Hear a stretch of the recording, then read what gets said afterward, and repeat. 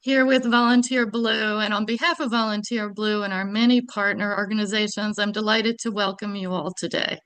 We're really glad that you could join us for what will be a great panel that I'm sure will inspire us all to action. And I'm very pleased and honored to introduce to you Meg and Sarah, who will be moderating our panel today.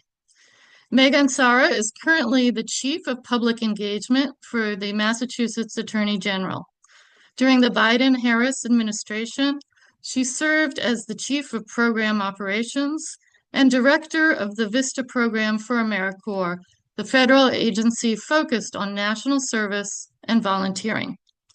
In 2020, Meg co-founded Organizing Corps, a national model that recruited and trained over 1,000 young people to become field organizers for the Democratic Party. Meg has worked on many local, state, and national campaigns, including as a national regional director for the 2012 Obama reelection campaign and as the Battleground States Director for the 2016 Hillary for America presidential campaign. Please join me in welcoming Meg and Sarah. Thank you so much, Kristen. And hello, everyone. It's been so great to see everyone in the chat, and I'm just thrilled to be here with you from my attic in Massachusetts. What's most important is I'm so excited to get to this really all-star panel and two of my both kind of favorite people and heroes that I have had the distinct pleasure of working with in the past. I'm going to have a chance to introduce both of them. They'll open with some opening remarks, and then we'll have a chance to answer your questions. But you are in for a treat with two of just the smartest and most strategic thinkers in the country right now when it comes to so many of these issues that you and I care about. So first, I'm going to start with Marc Elias. Marc is the firm chair of the Elias Law Group and the founder of Democracy Docket, the leading platform for progressive advocacy and information about voting rights, elections, redistricting, and democracy, all of that and more. When Trump contested the outcome of the 2020 election, Marc met every futile challenge at the courthouse, notching over 60 legal victories against the former president and his allies during the post-election period alone. Marc is a nationally recognized authority and expert in campaign finance, voting rights, redistricting law, and litigation. I have had the firsthand privilege of working directly with Marc, and there are just few who are as smart, strategic, truly fearless, and also have an impeccable moral compass as Marc Elias. So, Marc, I'm going to have you start us off here. What do all of us need to know going into this election cycle when it comes to voting rights and elections? And what can volunteers like us do to have the greatest impact?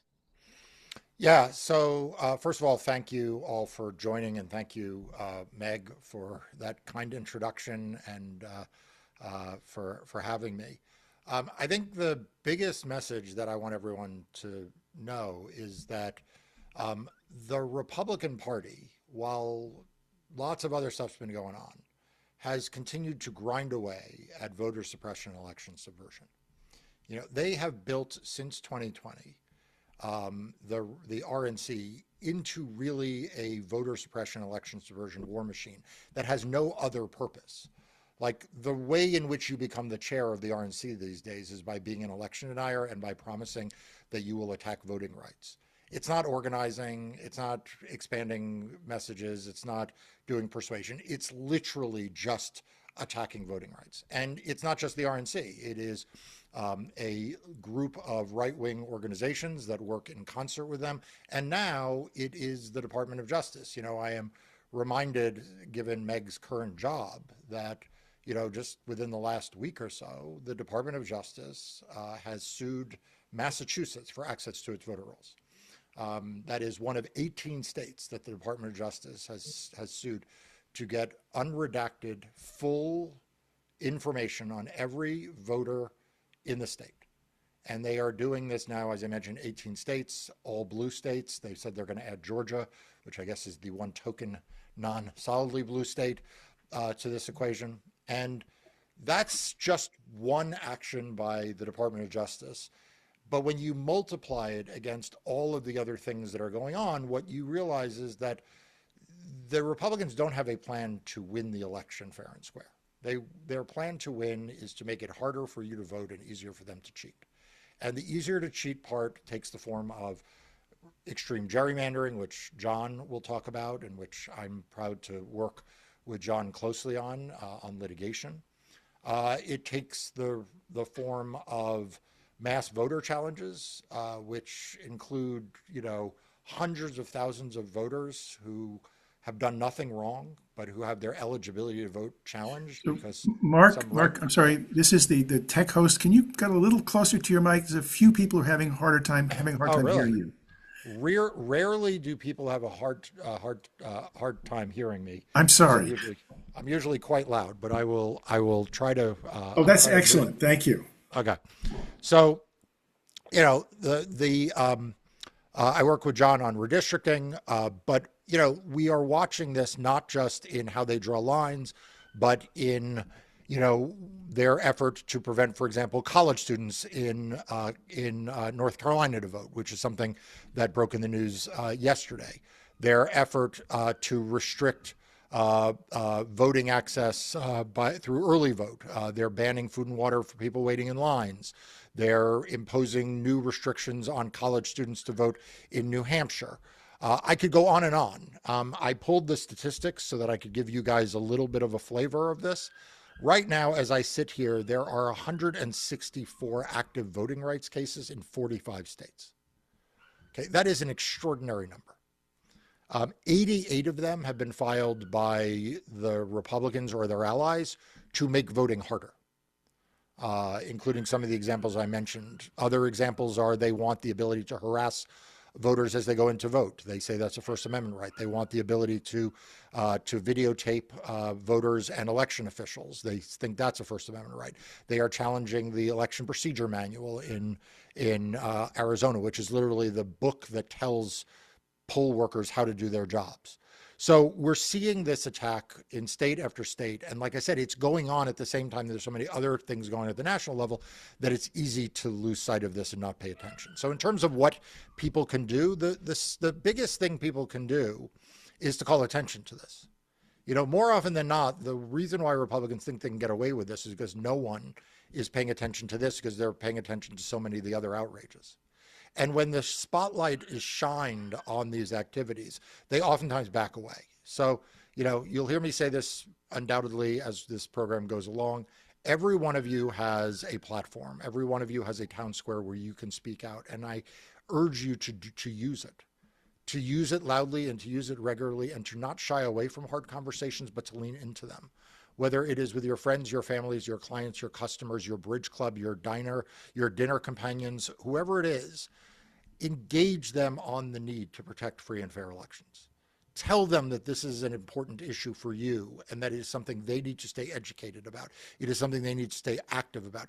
It is something they need to call their members of Congress about. It's something they need to call their state legislators about.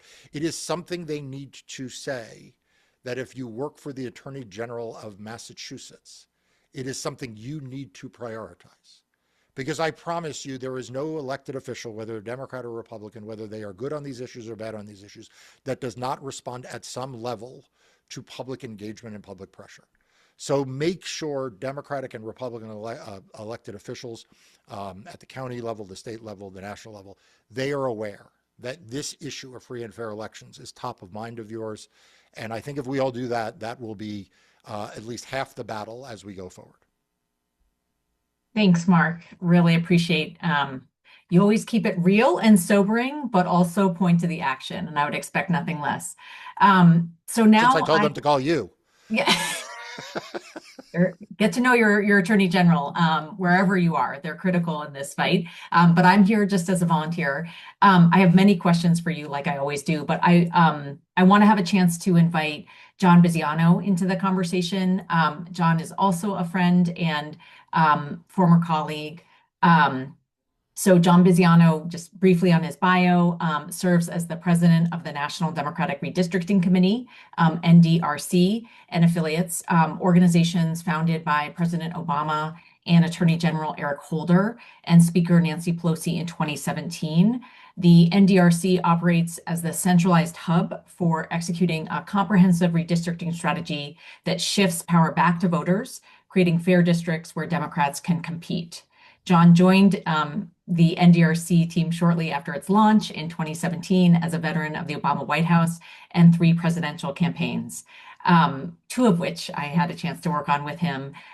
John is just an outstanding human, but also truly one of the experts nationally when it comes to redistricting. He's been working on redistricting before the rest of us were paying attention and sort of beating this drum. And one of the reasons why I'm so excited that John's able to join us is I think he can talk about both what's happening in this moment, but also long term. And we really need to weigh both. So, John, and if you haven't seen my dog behind me, Gromit is also eager to hear from you. So Marc provided us with a sense of the depth and breadth of lawsuits that are currently underway when it comes to voting, voting access, voting rights. Would love to hear you talk more about the issue of redistricting, both how it's changed over time, because you have this incredible perspective, and also where we go from here. Yeah, thank you, Meg. And thank you, Michael. Thank you, Marc, for setting the table for me, not being too good so that I had no chance of success, but just good enough. It is so good to be here with all of you. Marc, I hope you're looking at the chat because you just have like a full fan list in here, and we all should have such a fan list. This is exciting to watch from my perspective. And so I'm so grateful that I get to work with Marc and have worked with Meg and Michael for so long. It's so nice to be with all of you. Let me just tell you this and start by saying we are in a man-made, Trump-made, manufactured crisis. We are in a redistricting-based crisis and a redistricting war. And I, for one, am so glad that I have all of you to be in the trenches with me, because this is a truly day-to-day battle that we wake up every single morning and try to go to war against what Donald Trump is trying to do. And I want to take a few minutes to level set because I'm so grateful that, as Meg noted, Barack Obama, A.G. Holder, and Nancy Pelosi had the foresight to create our organization. What now is 8 years ago, which seems like an eternity. It's hard to believe it was 8 years ago, but they created our organization because we all lived through an extraordinarily chaotic era, even if we didn't perceive it in the 2012, 2014 era, where Democrats were completely locked out of Congress. The gerrymandering that took place after 2010 was so egregious that Democrats had no chance at competing for the speakership in the U.S. House of Representatives. We had an election in 2012 where Barack Obama won handedly, and yet still lost the House of Representatives by a tremendous margin. It's really an astronomical stat when you start to process what happened during that era. And since the foundation of our organization, we've actually been extraordinarily successful, and we've had a multi-pronged approach, some litigation, some political action, some engaging with volunteers and elevating the roots of this issue, making sure folks like yourselves know what redistricting is, understand it, know how to talk about it, know how to call their representatives, as Marc said. And I think really focusing on elevating this issue has brought it to the forefront. Now, it created a moment in time in which we were prepared for this Trump-created crisis. I shudder to think about what it would have been like without our organization. It's been hard enough with it.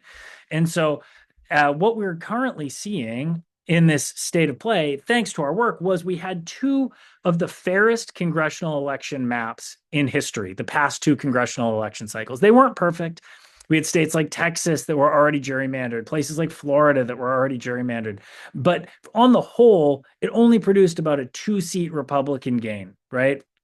Whereas back in 2010, we're talking about like 20 seats that Democrats needed to overperform in order to win the House, which is crazy.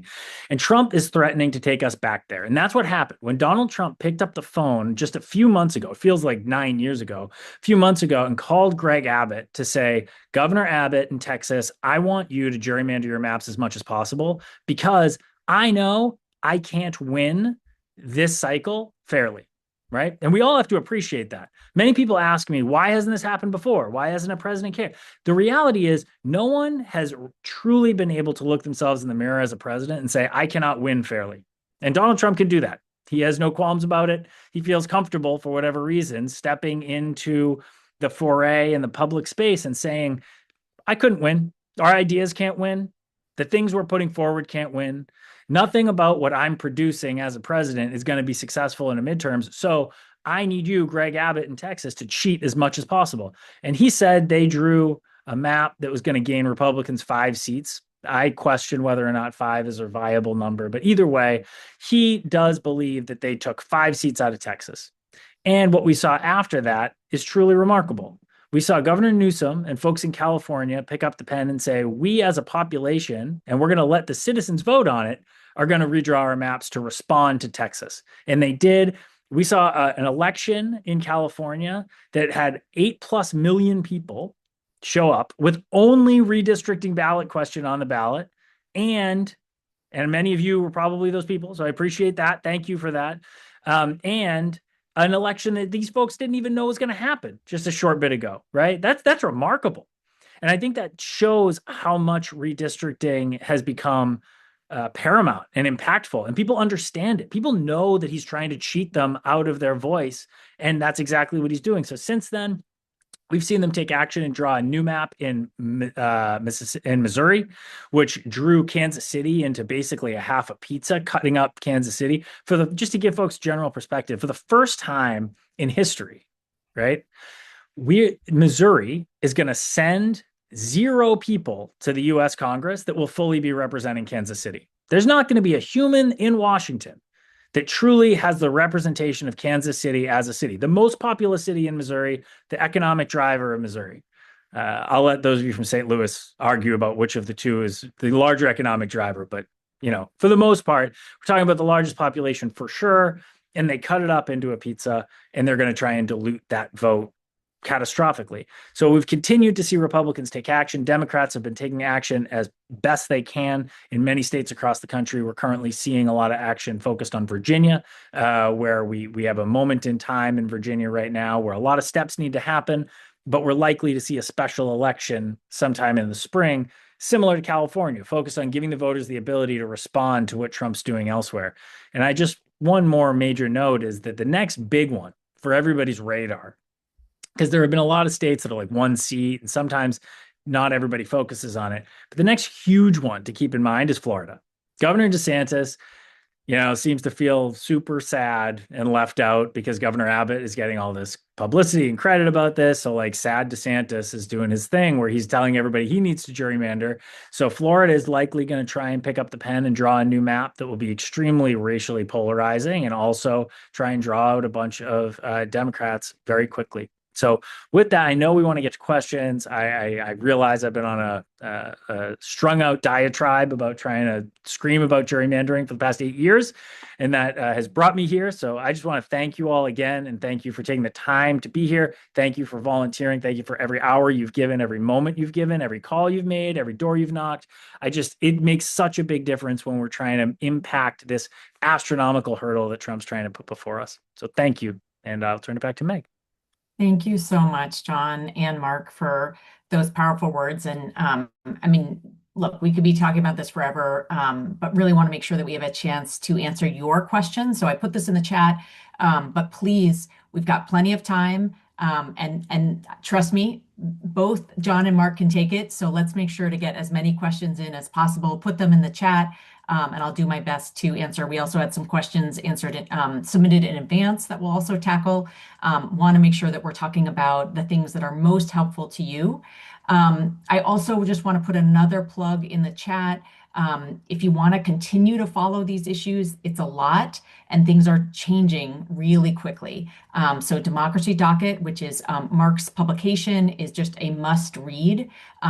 You also, in following Mark, get to I'm a fan. You get to hear great, important information and also lots of dog pictures. I'm always here for that. And then also be sure to follow John's organization, NDRC, and that link was in the chat as well. And we'll put those too, because look, what we're talking about today could change a lot tomorrow. And it's really important that we continue to follow and learn from both of them and their amazing teams. So first.com is a brand new website, Meg. We launched a new website. So fancy. I love it. That's why I'm excited. All right. So fancy new website and Democracy Docket. So that's number one in terms of homework coming out of this call. So first question, I want to go to you, Mark. You said in your comment that everyone has a platform and the critical role that public engagement, never discount the critical role that public engagement uh, plays and will continue to play, which warms my organizer heart. So thank you for that.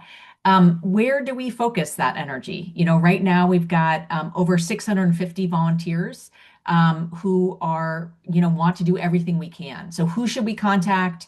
Who should we follow? How do we continue to learn? What's the top, 3 to 5 things you think every grassroots volunteer should be doing in this moment in time and going into the midterms? Yeah. So first of all, the easiest thing I'm going to start with, the thing that everyone can do, is they can contact their state legislators, right? I mean, fundamentally, elections are run at the state level, they're not run at the federal level. And there is something that every state can do to improve their voting, including Massachusetts. In fact, I published a piece on Democracy Docket about 7 laws that every blue state should adopt today. None of them cost taxpayers any money or any real money, and they'd all improve voter access and prevent disenfranchisement. So there is something for every state legislature, whether it's a blue state or red state or something in between, to do. Number 2, if you have the time, get trained as a poll worker, because there's a poll worker shortage in this country.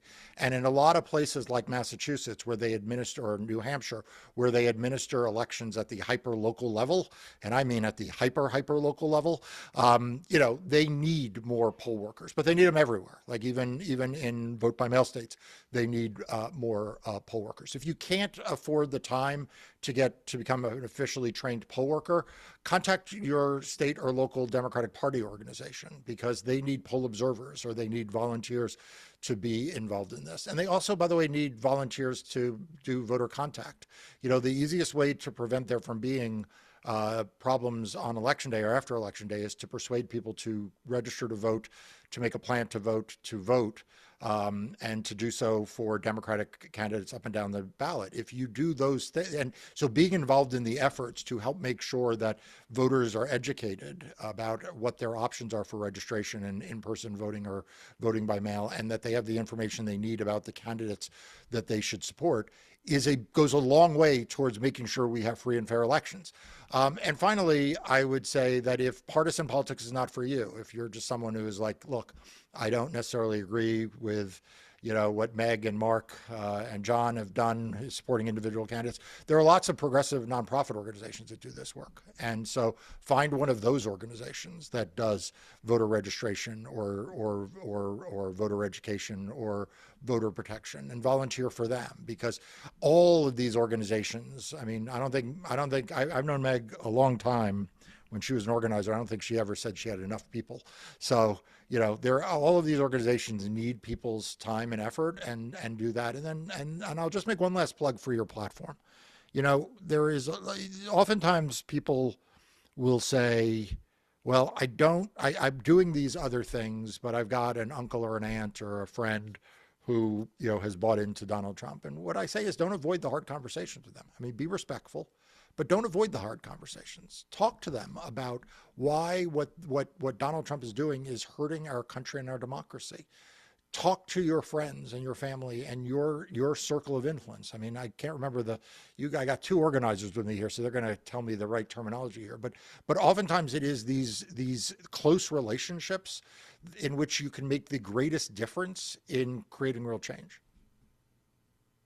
Thanks, Marc. Really appreciate that, and totally agree. And I think your list of 7 and the bringing up the partisan path and the nonpartisan path means there's something for everyone, right? So as you're thinking about you and the people in your network, there really is, I think it's easy to feel hopeless in this moment in time, but there's an opportunity and a space for everyone to contribute. And I see Adina in the chat. She's a poll worker in Ohio. We've got folks calling in nationally here. And she says it's fun. So you too can have fun, like Adina in Ohio as a poll worker. All right, I'm going to go to John next. And I'm combining a couple questions just to see if we can get to as many as we can. So there are a bunch of specific questions because we've got folks, joining us from all over the country. Many questions in the chat focus on how do I figure out what's going on in my state when it comes to redistricting. So, whether it's your website or something else, your new fancy website. What's the best resource to kind of keep up to date, both nationally as well as within their own state? And sort of what should they be doing, right, other than educating themselves and kind of following from home? Yeah, for sure. Thanks, Meg.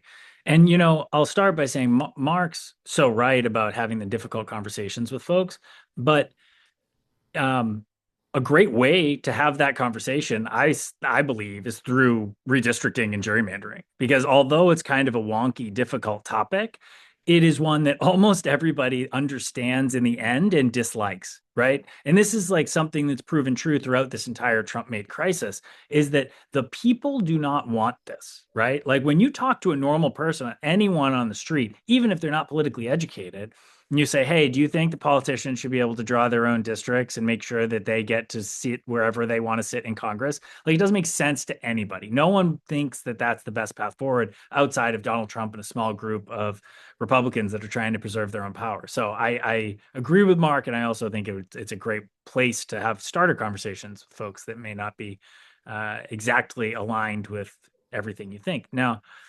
demredistricting.com is a great resource for what Meg was describing, trying to better understand what's happening in your state. We do provide information. Also looking at like your Secretary of State's office, or as Mark noted, calling your representative. And I think that could be a good step regardless of if you're just trying to seek information on what's happening with redistricting in your state and have follow-up conversations about anything you care about. It's a great person to get to know, and it's important to make sure that you're being heard through that community. Now, I want to just call out one very specific example.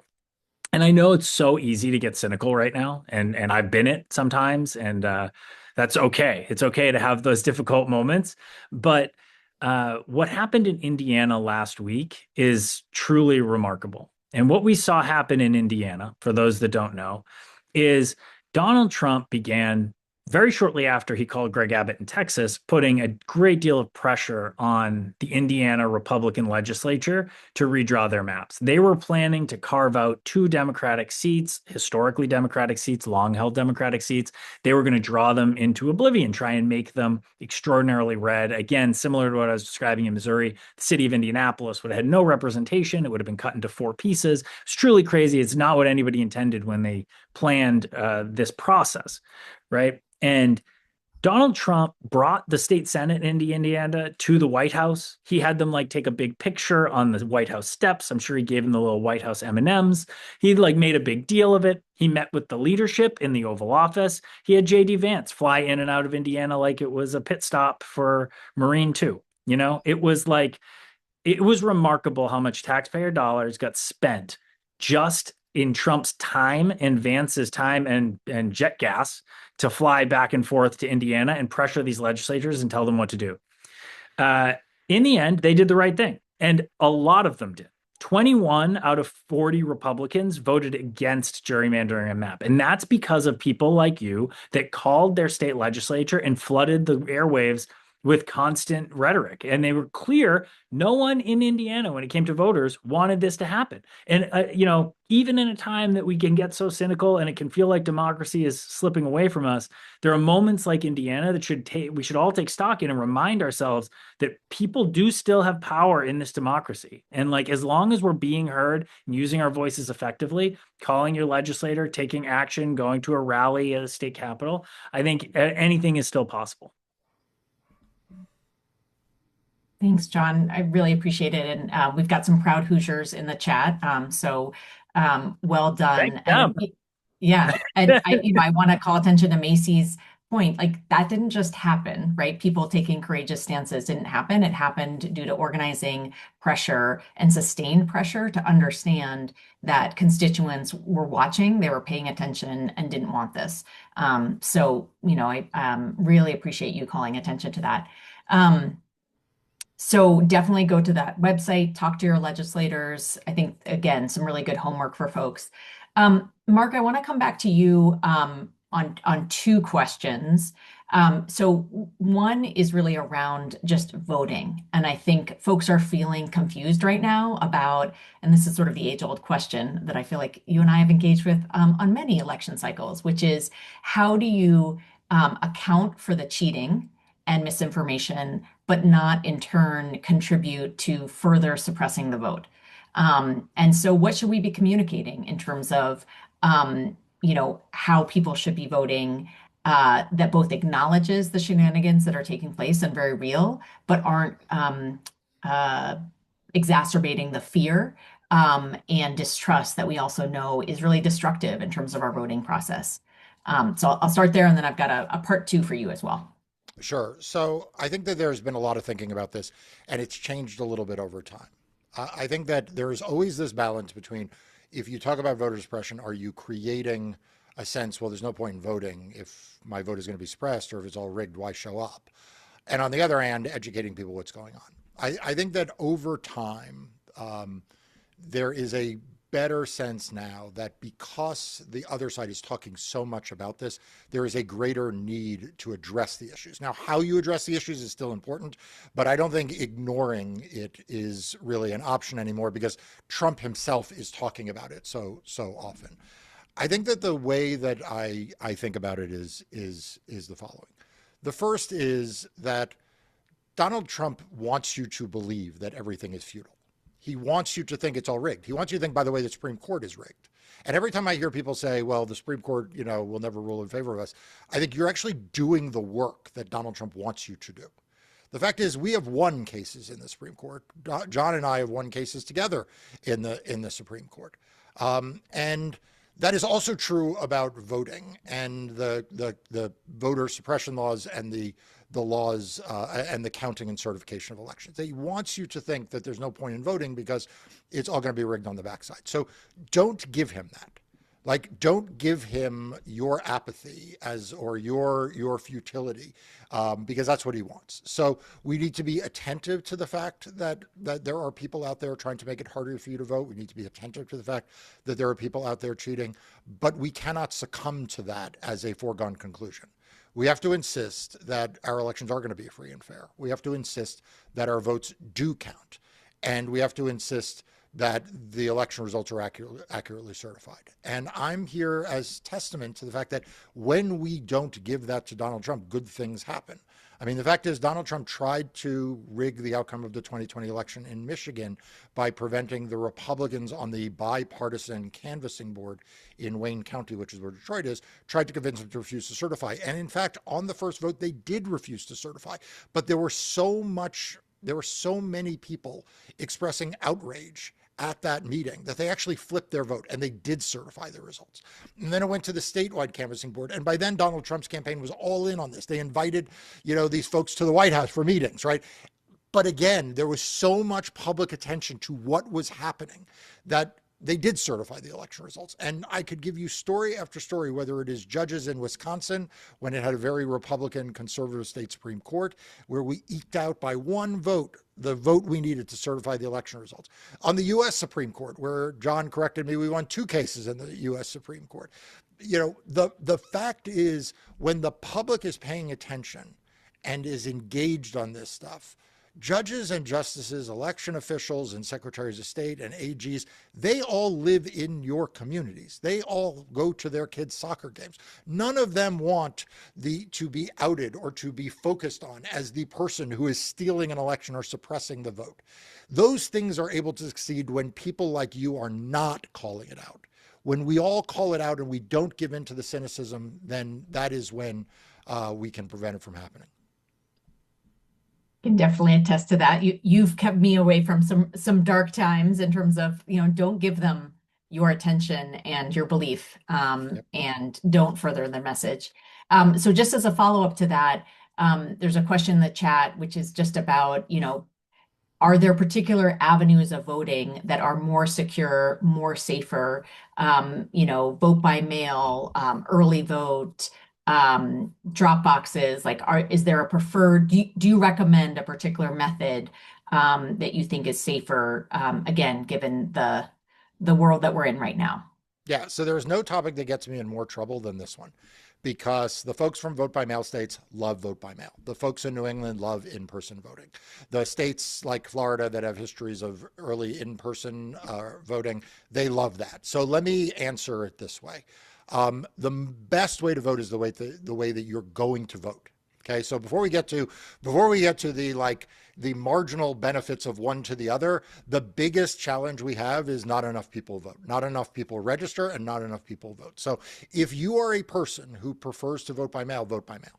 If you are a person who finds that there is community and spirit in voting on election day, by all means vote on election day. I know the organizers don't like election day because they like to bank votes, but I'm here to say if you are a person, I am one of those people. I vote on election day. I grew up voting on election day with my parents in New York. And I found just in the Virginia election, I went, my wife thought I was crazy. She's like, I'm voting by mail. And I'm like, not me. I have a plan to vote and I'm going to show up early on election day. And that's just the way I am. Like I like the pageantry of going to the polls on election day. I feel like with Meg there, I have to defend this because it's like the organizer's least favorite method of voting. If you like to vote in person, but you don't want to be tied to election day, then vote early. The most important thing is you vote. I will give you some data that will tell you a little bit. Probably net voting early in person is the best. I'm sorry, the people from Oregon, there are higher rates of rejection of mail-in ballots than there are in-person ballots, even with cure periods. There are higher rates of rejections of mail-in ballots than there are in-person votes. Almost no in-person ballots get rejected. All mail-in voting systems have some rates of rejection. I'm quite critical of those. You can read my writing, including that piece about 7 things we can do. States like Colorado that have all voting by mail still reject tens of thousands of ballots every year post-cure. States like Washington, Oregon still reject tens of thousands of ballots post-cure. No one's going to convince me that that's because those are fraudulent ballots. Those are not fraudulent ballots. This is election officials rejecting ballots that should be accepted. California, it's in the hundreds of thousands. That said, if you like voting by mail, vote by mail. Those are still very, very low rates of rejection. So if you ask me, if you are someone who's neurotic and I will vote anyway, Mark, you tell me to do it, and what is the best likelihood that my vote counts, I tell you to vote early in person. In person because there's almost no rate of rejection. Early because what Meg will tell you is, what if there's a snowstorm on election day? What if you have a crisis? Or you could get sick. Someone got or sick. You get in the sick, chat. right? So make a plan to vote early in person if you are completely agnostic, but I'm really supportive of any of them. We have a place in next to my back door with all our I voted stickers, just because I also like to bring my children to vote.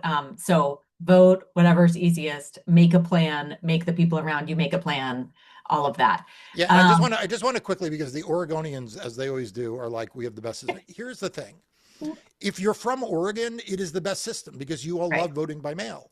But if you grew up in New England, I spent a lot of time in Vermont, and in Vermont, they literally get the whole town together once a year to vote in a town meeting on how much money to pay to donate to the local cemetery and whether to pay the plow operator extra overtime to plow longer into the spring. It's just different states have different cultures, different communities within states have different cultures. Black voters in some parts of the country prefer to vote early in person on Sundays. There isn't one answer to this. So I'm thrilled that the Coloradans are stubborn. I'm thrilled that the Oregonians love their voting by mail. And I am also thrilled, Meg, that the people of Massachusetts probably going to tell me also love in-person voting. Yeah, the town meeting is a whole other conversation. But I'm here for that, but that's another Zoom. Okay, I have a question for both of you because it's a biggie and we could probably spend hours on it alone, but we got to go there. We got to talk about the Supreme Court. So how do you, given the Supreme Court that we have right now, so Mark, you talked about we've got to be in reality, right? So we've got the Supreme Court that we've got. It is not an easy one. What does this mean in terms of voting rights? How do you think about this in terms of voting rights and also redistricting? Who do you want to go first? John, go first, then Mark. That's probably better because I'm not a lawyer, so I can go briefly and then leave it to the lawyers. And I'll also say, as a New Englander, voting in person is great, and the I voted sticker is important. I went to vote the other day. I didn't get a sticker. They didn't have stickers. I didn't realize how important that was to me until I didn't get one. And I was like, oh my God, they didn't even have stickers. What are we supposed to do? Anyways, I'll Not get only over the stickers, it. I go to the tent, I go to the Democrat tent and I get their sample ballot. Oh Even though yeah. there was only one race on the ballot in Virginia and I knew who I was voting for because it was the Yeah. Democratic governor, I like the whole thing. I like the sample Yeah. ballot, I like the stickers, so I'm with you, John. Want to be nice to the people in there, make sure they have what they need. Are they Yep. getting food and Yeah. water? That's good. I'm with you. I just do want to say that the mail-in ballots we've heard from Virginia and Washington, they also get stickers. So good It's on not the you. same. Not the Um, same. just just let it be. Let it be. All right, stop procrastinating. We got to go there. I know it's going to be dark. Supreme Love the Court. Supreme Court. Great Supreme Court. No.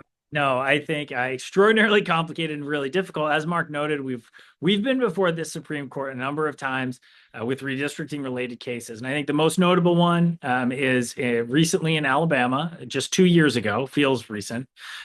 We were successful in holding up Section 2 of the Voting Rights Act, which in turn allowed for the first time in history Alabama to have two black opportunity districts, as opposed to which it was should have been granted a long time ago via the Voting Rights Act, but for the first time in history they had two opportunity districts. And I just one note on it, and I'll use this to take a campaign side swipe before I let Mark answer in a more legal sense, but what we saw in Alabama after that case was not just an acceptance or the voters were like, oh, great, there's two districts now. We saw 11 people run for this new seat, which just clearly shows you that there was a massive amount of opportunity there just waiting to be uncorked.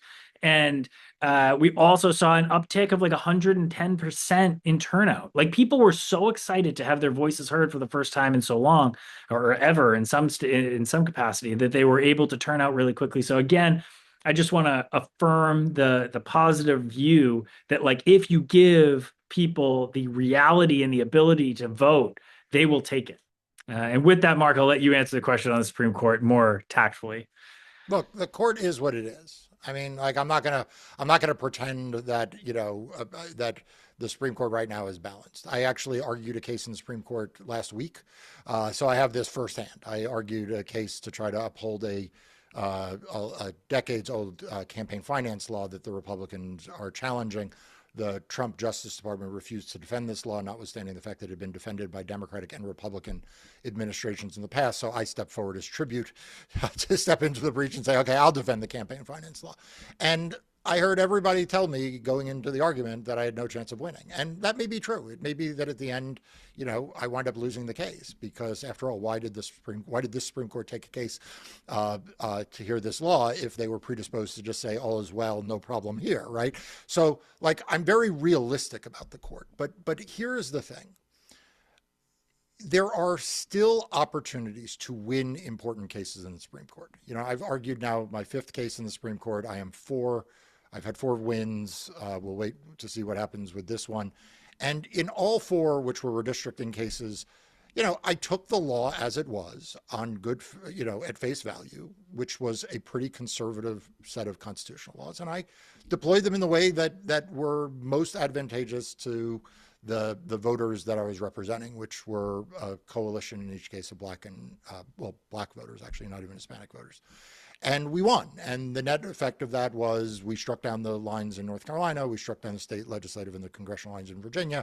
This is going back to the last round of redistricting, and black voters were better off for it. John mentioned the Alabama case that my partner argued in the case for NRF. And, people thought we were going to lose. And instead, we won a second black congressional district in Alabama. This doesn't mean that this story always ends happily. And I'm not here to predict that the Clay case is going to turn out well, or that the case I just argued in the Supreme Court is going to work out for the best, or I probably have another argument in a voting case out of Mississippi later this year next year that's going to work out best. But here's the thing: there are still opportunities to win these cases. It's harder. Look, it'd be easier if I were on the other side, but we can't again give in to the fatalism here. And there are still cases that get won. And when we don't win, we lick our wounds and we move on to the next. But it is not a foregone conclusion that the Voting Rights Act is going to get struck down. It's not a foregone conclusion that voters are going to get disenfranchised. That becomes only a foregone conclusion if we stop fighting. And so if there's one message I have, and I know John agrees with this and Meg agrees, is whatever happens in the last case, we got to pick ourselves up the next day and fight the next one. And, we're going to have bad days in the polls. We've got to pick ourselves up and fight the next one. We're going to knock on some doors, and we're going to have people who don't like our candidate. And you know what? You knock on the next door. We're going to have days where, we feel like we didn't meet our goal in doors that we knocked. So the next day we get up and we knock on more. And we just have to have this one foot in front of the next mindset rather than saying, okay, is the Supreme Court against us? Or do the voters not like what we're doing? We just have to execute day in, day out. And if you do that, you make your luck. And anyone who's knocked doors knows that happens. And anyone who's argued court cases knows that happens. So that's really how I approach it. Thanks, Mark. Anything else to add? Because then I'm gonna, John, and then I'm gonna go back to some redistricting questions. I don't know. Go for it. I applaud Mark's plot. I like organizer Mark. Organizer Mark is a fun Mark. I know. Just rallying the troops here. I love it. People always ask me how do they get a job being a lawyer in politics? And I say, show me that you've knocked doors. Stop, Mark. Stop. All right. Going back to redistricting for a second. This sort of, it feels like, John, we're in a nuclear arms race here, tit for tat. And then we've got the Supreme Court, which we've established as a problem. Where do we end up? And how does this all net out? And also, how do we fix gerrymandering long term while still, just as Mark said, fighting the fight day in, day out right now? How do you think about short and long term? And where are we going to end up this cycle? Let me start with the long term. I think it's important to continue to stay rooted in the big picture goal. And for us, the big picture goal has always been a federal ban on partisan gerrymandering, right? And that remains true. The big picture goal, and the Supreme Court has blessed this in their opinion on Rucho, which was terrible. And they basically said they don't know how to handle redistricting or gerrymandering, and they're going to wipe their hands of it.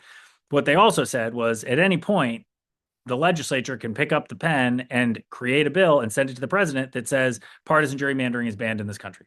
And so that's where we see the long-term goal, right? To have a partisan gerrymandering ban across the board, every state. Now, what we've seen since Donald Trump picked up the phone and called Greg Abbott is an extraordinary step in trying to reshape the electorate and reshape the entire balance of power state by state. And so the other thing that we can't let happen in the interim is allow Donald Trump to just skew the country to a place where only Republicans can win the House. So as I noted before, I think we were at a reasonable spot when it comes to fairness in congressional elections. Not a perfect spot, but a reasonable spot. And what Republicans are trying to do is take us way back to a place where Democrats can't even compete. And we're not going back there. And so we were able to take the actions that we've taken. We're going to continue to move forward, but I don't really see it as tit for tat. I know it's easy to look at it and see it as an arms race is somewhat realistic, but it's not really tit for tat. What's happening is Democrats are continually responding to outrageous actions that Donald Trump is taking. And also, I will note, responding via litigation, and Mark leads that litigation. But that's it's not, we don't just say, all right, in Texas, they got it. They took 5 seats in Texas. Now we got to go take 5 in California. So we got to fight in Texas to make sure that this is seen as a gerrymander. We had success at a lower court in Texas with Trump judges that then the Supreme Court decided they were going to pause, and we're going to have that hearing over time here. But this is a multi-pronged attack, and it needs to be continual and everlasting. And I'm not here to tell you that we're in the end of the war because of what happened in Indiana. I think some folks looked at Indiana and said, "Oh, finally, a detente." This is about the end. We are not at the end. We're squarely in the middle of this war, and we're going to have to continue, as Mark noted, waking up every day and doing our best, and then go to sleep and hope that you did as much as you could, and then wake up every day and do it again. And there's really no way around it, but I enjoy it. So once you decide you enjoy it, just keep doing it. Yeah, I totally agree. You're either a fighter or you're not. And when you fight, you got to keep fighting. So one follow-up question, one of the things that you said, in addition to following NDRC, you mentioned folks reaching out to their legislators and talking to them about redistricting. Like, what should they be saying? What should they be asking? What should they be insisting upon? Look, if you're in a state controlled by Republicans, you should be calling and saying, I don't think that you should gerrymander this state. I believe that this state currently is in a balanced place. It's obviously all the difficulty in answering the question is it's very state by state. A script, if I were to give somebody a script or something, it would be like a state by state. Piece of information. You can't, there's no carte blanche, just say this. But I think you could call your legislator in any state and just say, I believe in fairness. Like, let's ensure that the national electorate is fair and balanced. Are you doing your part? Great. Super appreciate that. Okay, Marc, going back to you. So you mentioned this in your opening remarks, and we've obviously got a bunch of folks from who, like me, are from Massachusetts. And you mentioned that the federal administration is currently demanding access to voting records. Can you talk more about that? What the kind of current state of play is, and how do we prevent these actions from being taken? Yeah, so this is actually the first audience that I've addressed this to at this level of detail. So here is the deal. The 2020 election was about voting by mail. That was what all the fights were about. I actually wrote a piece on Democracy Docket in March of 2024 called The Four Pillars to Protect Voting Rights when Voting by Mail, and that turned out to be pretty prescient. The 2022 election was about voter challenges. If you live in the state of Georgia or other states that saw those mass challenges, you know what I'm talking about. That really defined what a lot of the legal fights and a lot of the organizing fights were about in 2022. In 2024, we were all prepared to have big fights about certification, right? It was all about post-election. 2026, the election is all about data. And part of it is actually connected to redistricting, right? We have seen what's changed in redistricting is not so much politicians' desire to redistrict. What's changed in redistricting is computing power and data. And therefore, you can do it much more effectively, much more efficiently, and with much more precision. And that is not just true for redistricting. That is true for all aspects of voting. A lot of what Meg and her cohort, innovated in voter contact has now come to voter suppression, which is the use of big data sets to figure out which voters you want to target and which voters you don't want to target with voter suppression. So what we are witnessing right now is an unprecedented effort by the Republican Party and the Department of Justice to access the most confidential voter data there is, which includes your full Social Security number, a specimen of your signature, what elections you voted in, what elections you haven't voted in, whether you've moved, whether you voted, what the timing of your move was relative to various voting patterns, your race in many states, obviously your name, your address, your gender, right? All of this information that states have, which is a lot of information on you. And they are trying to access this information because that is power. That is, when people say that they think that the Department of Justice is going to seize ballots and do all of this stuff, you need data, right? Anything that you're going to do that is going to disenfranchise voters starts with knowing who it is whose vote you want to count and whose votes you don't want to count. And having access to the voter file, a full voter file, the kind of information that only the states have, that not even the political parties have, by the way, is a critical tool in that. So the Department of Justice, according to Democracy Docket, which is the outlet that I founded, has 22 employees.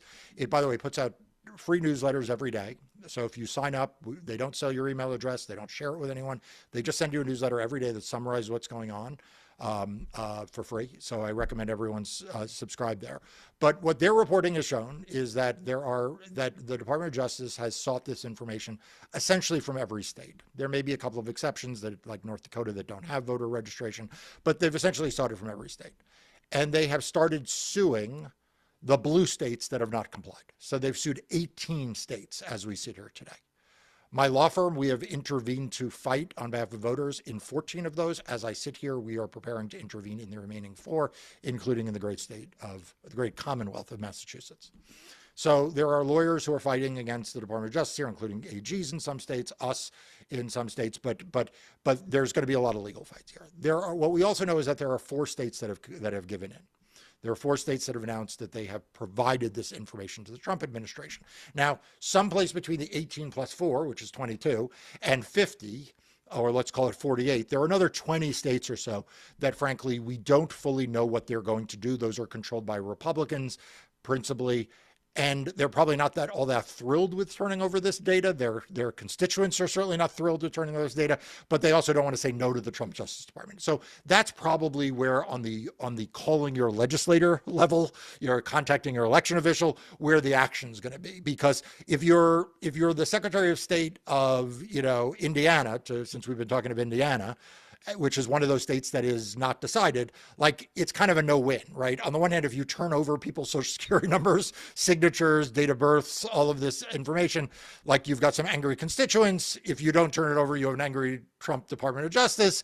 So my message to you is, if you live in Indiana, be one of the angry constituents, right? This is the kind of thing that you don't want to let them do in quiet. And then the courts will settle up the fights where we have them. Thanks, Mark. And one of the things that I feel like you both continue to come back to is like never underestimate what can happen when the public is paying attention and making their voice heard. And that can sound cliche, but it really does work. It works at a micro level, it works at a macro level, but it has to be sustained and it has to be organized, which is where volunteering comes in. Our time has flown by. There's a lot of questions about specific states. We don't have time to get into it, but again, I want to reiterate, folks should subscribe to Democracy Docket. They should follow and support NDRC, John Biziano's organization. Those are incredible sources of information. So you can continue to ask these questions, get connected to others who care about this. I want to tee up one last question for both of you. What is one thing that active volunteers and fighters, because I think if you're all here, you're a fighter too, what is one thing that you think that volunteers like us, the over 600 people who joined this call, care about? And we care about our democracy. We want to fight for it. What's one thing that we should know, but maybe don't? And I'll start with John first. Oh, really thought you were going to go to Mark first. Sorry. One thing about redistricting, I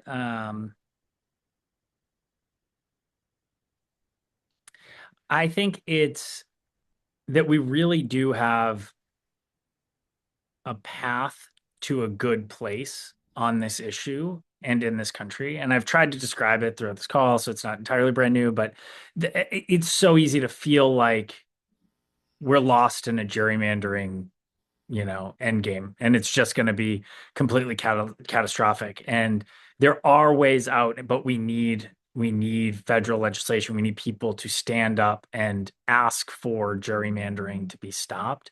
And as long as we can do that in the long term, we can be successful, and we can have the country that we want, and we can have the country and the democracy that we tell our kids they have. We tell our kids when they go to school, we're living in a democracy and you should be excited about it and your vote matters. And then they go home to a congressional district that looks like, a salamander or a hand. And we can have it better. We can have a better way, and just keep up that belief. I appreciate that. Clint said in the chat that both of you are brilliant warriors for democracy, and I think that sums it up. So Mark, what's one thing you want folks to know, folks like us to know, or most important takeaway as we go into the midterms? Yeah, it's that right now Democrats have an excellent chance of winning the House and the Senate.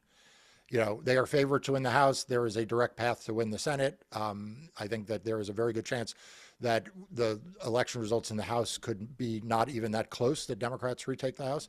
And in the Senate, I think you're going to see victories by Democrats in a number of states, including Maine, North Carolina, Ohio, Alaska, Iowa, and perhaps Texas, right? So there's a path for Democrats to win. And the thing that the Republicans are doing, the only thing that holds the Republican Party together, is election denialism.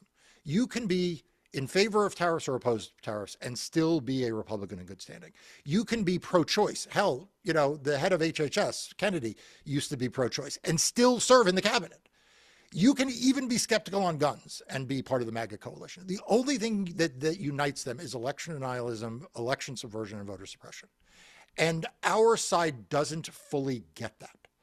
I think we sometimes think that it's performative on their side, but it is not. It is real. It is the glue that holds their movement together.